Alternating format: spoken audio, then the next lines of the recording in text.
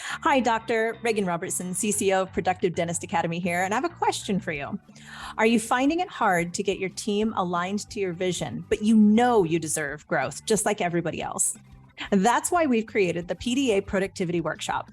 For nearly 20 years, PDA workshops have helped dentists just like you align their teams, get control of scheduling, and create productive practices that they love walking into every day. Just imagine how you will feel when you know your schedule is productive, your systems are humming, and your team is aligned to your vision.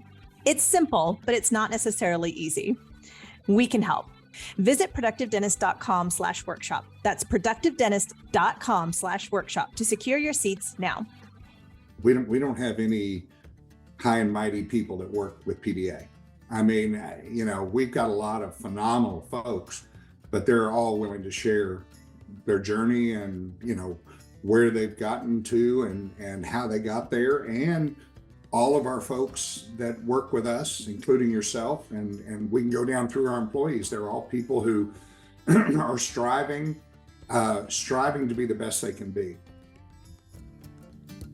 Hello, everyone. This is Dr. Bruce B. Baird, and you're listening to the Productive Dentist Podcast. In this podcast, I will give you everything that I've learned over the last 40 years in dentistry, working with thousands of dentists.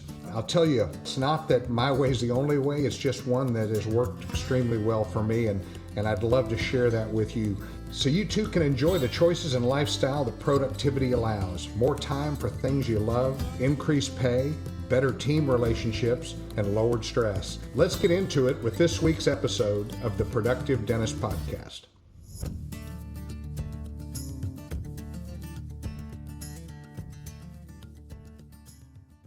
Welcome to a special cross-collaboration podcast episode of the Productive Dentist with Dr. Bruce B. Baird and Everyday Practices Dental Podcast with Regan Robertson. Self-reflection can be a powerful aid in our journey, or a crutch that can bury us in that victim mindset. Bruce and I have joined forces for this special two-part episode to provide insight on how you can use your past experiences to fuel your future success. Let's stay in that abundant mindset and get you the best 2024 you can possibly achieve. We also dive into the new features offered at the PDA Productivity Workshop and the all-new Seller Readiness Summit, and even provide you with some of our strategies that you can implement to achieve your goals. This is an action-packed two-part series just for you. Let's dive in.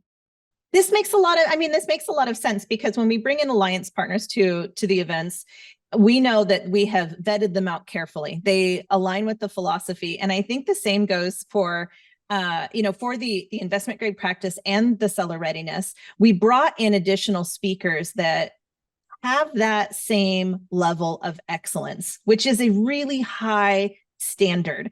Talk to me about Kyle Francis a little bit. Kyle Francis, we have podcasts with him. I will link all of the podcasts, by the way, everyone, that we have done with Dr. Maggie Augustine, with Wade Kiefer. I think we have one with Jackson Bean, but Kyle Francis is another exceptional partner of ours, helping over at IGP and Seller Readiness, but he's not a doctor. Tell us about Kyle and how you got to meet him. Kyle, people come into your life, for a reason or for a season, or there's all those sayings. But Kyle and I have gotten to know each other over the last 3 years, and I find out that Kyle went to college with my daughter and my son-in-law, and he knows my Maggie. Anyway, but Kyle has a unique business sense. He understands. He's in the business of seller readiness. He's in the business of all of that. He's got the number one brokerage firm in the country. He does? Practice Transition Strategies is his company, and it's the largest brokerage firm. But now he's stepped into becoming an investment banker. So his knowledge is so beyond what what I understand. And so it's funny because I love talking to Kyle, because I ask him questions that are totally stupid questions. There's no stupid questions. I know, but he makes me feel like it's the first time he's heard that question. and so I asked a question like, same store sales or what. I said, no, what do you mean by this? Or what do you mean by this term? And so I have learned so much in the last 3 years. And I think our relationship has grown because we're back and forth. He's able to ask me questions about the dental industry and dentistry, although he knows it very, very well. But just a solid person as the day is long, a great human being. And I have enjoyed his knowledge in practice transitions and brokering and investment banking and private equity. And I have asked, I love hanging around people that are a lot smarter than me. And because I figure I'm going to learn. One of my favorite people here in town, where I live in Granbury, and unfortunately he just passed, but he was like a real estate magnet. He was the guy. And I knew him because I had used him. He was a financier. He was all this stuff. And I'd used him. I had owned some properties, real estate properties. I'd owned some shopping centers and stuff like that. And I always respected him. But anyway, so I brought him a bottle of Johnny Walker Blue, which is his favorite drink. And I brought it over to his house. I said, "Hey, John, I wanted to give you this." And I started going over and having a sip of Johnny Walker Blue with him on his back patio every month for the last 2 years. And like I say, unfortunately, he just passed. But those were wonderful times for me to ask questions. And he was willing to share all of his knowledge. Well, that's the way Kyle is. Kyle is like, you ask him the questions. He's always there is no barrier. There's no barrier there. I mean, you can literally ask anything, and he's going to share with you his knowledge, and he's going to share with you his take on it. And he's also humble enough to say, that's not the only way of doing things. There are other ways to do it also. I'm just going to share with you what I know. And that to me is amazing. One of my favorite Bruce Baird quotes of all time, which I'm not going to tattoo it, but it's tattoo worthy, is be the best at what you can be at and then share it with others. And I love that. I carry that with me quite a bit. And aren't we both really lucky with the people that we've surrounded ourselves with? One of my mentors, Skip Miller, which I brought up on our last podcast episode with Chad, passed away recently, but he embodied that character. And don't mean to be emotional, but you could call him for anything. And what I find in the leaders that are truly admirable from my perspective is they are experts in their field, and that can be so intimidating. And you can wield your expertise in ways that feel intimidating. And Kyle is super humble. I was nervous the first time I even reached out to him, and I thought, oh, this is a big company. And I wanted validation, actually. I wanted validation from his experience in brokering practices if the marketing that we provide really does increase the value of the practice. And he didn't. And so I would have probably said I don't believe in stupid questions, but that's how I felt. I felt like it was a lower level question. And he never made me feel that way, not for an instant. And I think that's what you're saying is you can ask anything and he'll make you feel comfortable. Yeah. I mean, and those are all the people that we surround ourselves with. I mean, we don't have any, we don't have any high and mighty people that work with PDA. I mean, we've got a lot of phenomenal folks, but they're all willing to share their journey and, where they've gotten to and how they got there. And all of our folks that work with us, including yourself, and we can go down through our employees. They're all people who are striving to be the best they can be. And I can say that just across the board because, we've never, I don't know, our philosophy is we've never arrived. We're on the journey. And there's a lot to learn, and gosh, that is fun. I mean, because you know what, if there's nothing else to learn, I think that's when you die. I think that's when it's over, and I don't want it to be over. I really want to continue to learn so that my life has meaning. And so it's, whether it be watching my grandkids do something, I want to learn more about what they're doing. I want to, it's all of that. So you get to become, again, the older you get, the more you reflect. And and I enjoy it. I enjoy seeing where I've been and where I'm going. I would hate to think I'm in the same place that I was 10 years ago, or the same place I was 20 years ago. And we've surrounded ourselves at Productive Dentist Academy with people that are just like that. So that's why I love work. I mean, I love working with folks that have that idea in their mind. I don't like arrogant I don't like arrogant know-it-alls. I just don't. I just don't surround myself with people like that. And we all have people that we know that are just like that. And I just don't spend much time with them because they already know it. I can't help them. So let them do their thing. So anyway. Well, this gives us a good window of what you can expect. Whether you're thinking about transitioning but have never been to PDA, and so you're want to come to the seller readiness, or if you've been through the productivity workshop and you're ready for 2.0, coming to investment grade practices, or you're joining us at the workshop, that we have so many avenues for it. And I think it gives a really good flavor for what you can expect. One of the most powerful things, and I round out our very long conversation. Thank you for taking all this time with me. I have a lot of fun doing this.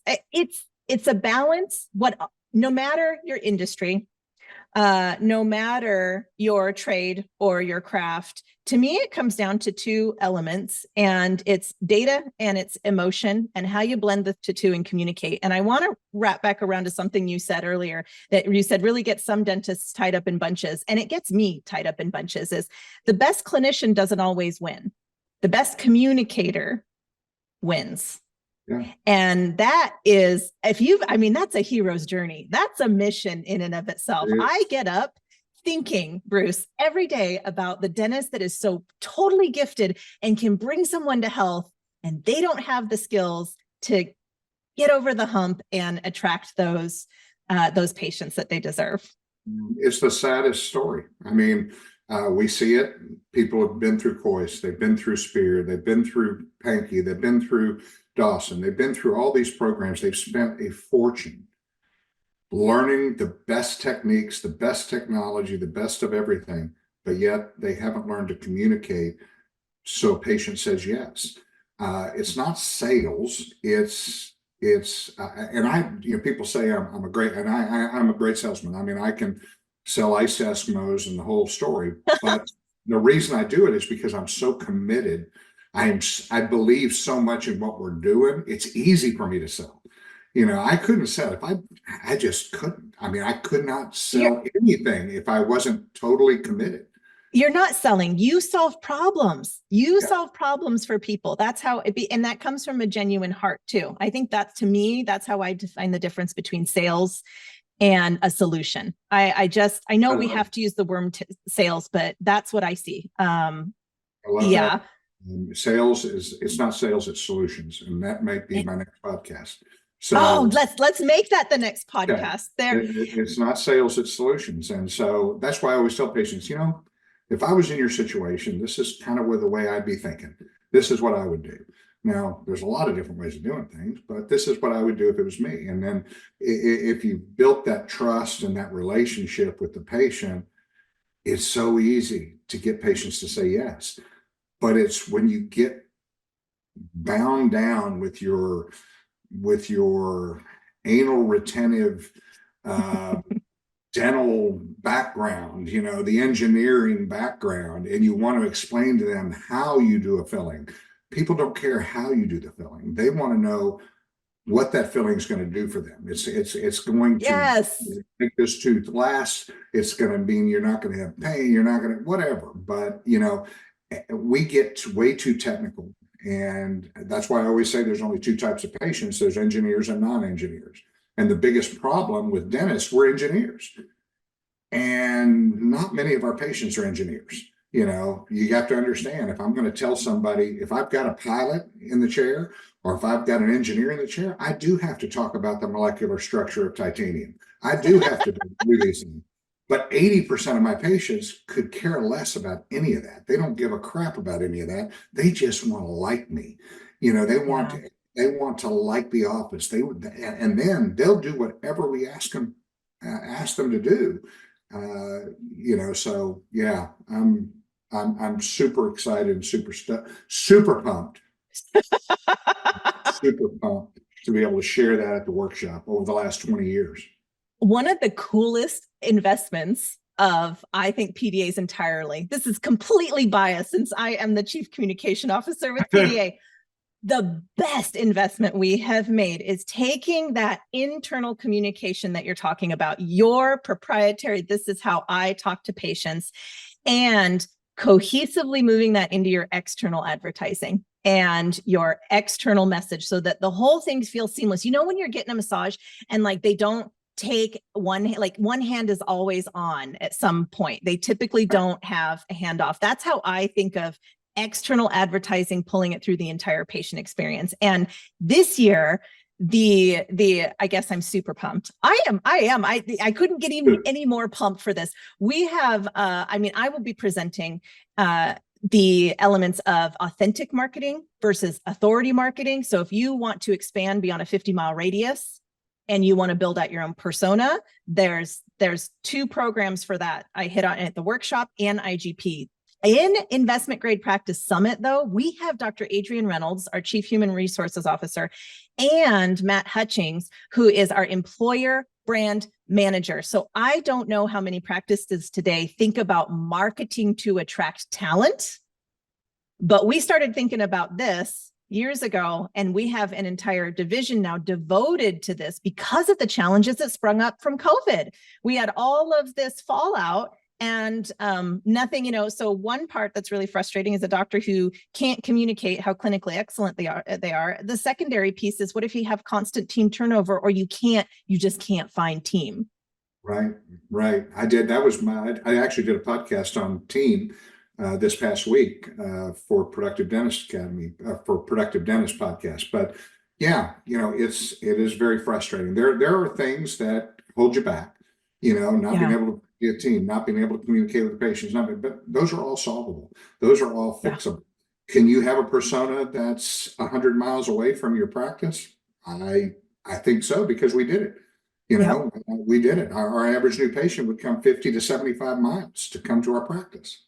And we're in Texas, out in Granbury, Texas. So can it be done? Yes. But I would hate to do that if I couldn't communicate with the patients. Because they would come 90 miles and I wouldn't be able to get them to say yes. And most people, they're really fired up about getting new patients. I need new patients. No, you really don't. For the most part, 95% of all dental practices, if they just did the work on the people that were in their office, that had already come, that were treatment pending, that they told them they needed it, but they didn't do it, you don't need any new patients. You just need to work on the people that you have. And, so when you're doing that and you're communicating and you're getting a lot of people to say yes, and you expand your marketing through authentic marketing, and it's the real deal, and people are coming in, guess what happens to productivity? It skyrockets. Guess what happens to stress? It goes way down. Guess what happens to your life?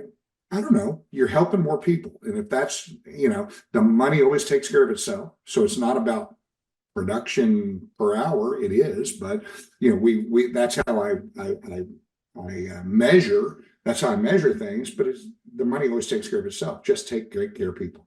And if you do that, you don't have to worry. I had a partner that walked out, not a partner, but an associate that walked out, took eight employees and opened up down the street. And he was a good friend of mine, I thought. And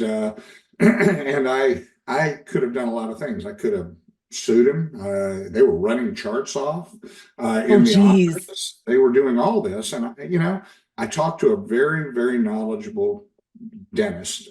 He happened to be an orthodontist in my office, kind of a traveling. He came into the office a couple days a week, and he was I thought he was like 60 years old, but I found out after he passed, he was like 80, but he was in great shape and everything else. But the reason I bring it up is he told me, he said, Bruce, and this is 35 years ago, he said, Bruce, just don't worry about it. Just take great care of your patients, and everything else will take care of itself. And I said, you're right.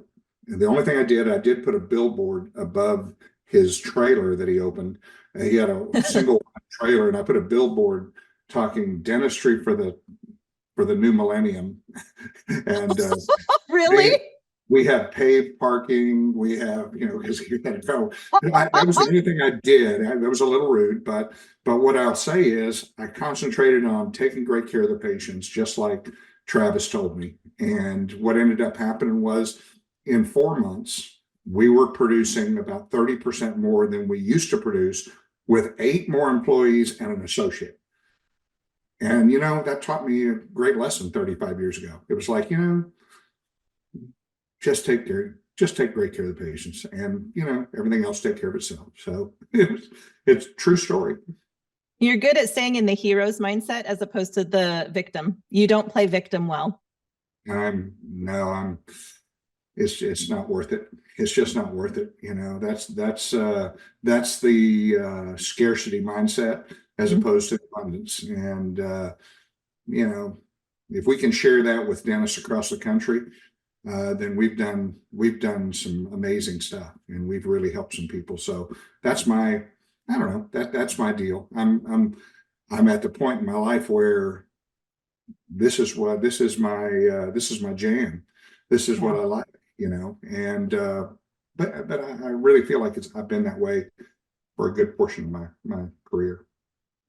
Well, you've said often that there is no silver bullet. It's a lot of different little things. And I think if I can take away from this particular episode, there is a silver bullet. Take great care of patients, and the rest will follow. And how that happens is through many little tiny steps. And I thank you and Victoria both for putting together 3 events that take a look at those intersections that in the long run equate to taking great care of patients. Couldn't agree more. Well, thank you for your time today, Dr. Bruce. Are you going back to Cabo anytime soon, or are you staying in Dallas? I'm working with private equity group Skylark in Dallas, which is exciting. And they're all PDA docs, so they're all unicorns.